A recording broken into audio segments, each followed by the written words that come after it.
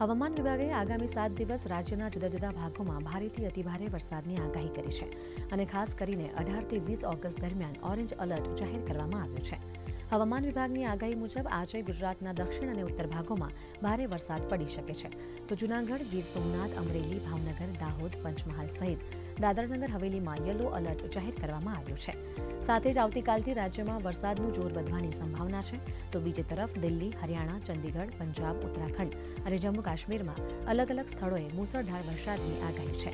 આ વિસ્તારોમાં આગામી 2 થી 3 દિવસ સુધી મુસળધાર વરસાદ ચાલુ રહેવાની સંભાવના હવામાન વિભાગે વ્યક્ત કરી છે. आने वाला अगले 7 दिन के लिए 15 से लेकर 21 अगस्त तक इसमें राज्यों में जो हमारे 2 क्षेत्र हैं गुजरात रीजन और सौराष्ट्र कच्छ दोनों रीजन में अनेक स्थानों में हल्का से मध्यम बरसात होने का संभावना है और गुजरात स्पेशली गुजरात रीजन में पूरा सप्ताह में 7 दिन के लिए हेवी रेनफॉल का वार्निंग है और जो 15 से लेकर 21 अगस्त तक heavy to very heavy rainfall का वार्निंग है ऑरेंज वार्निंग के साथ. और हमारा जो 18 अगस्त है इसमें heavy to very heavy with extremely heavy rainfall orange warning के साथ दिया गया है.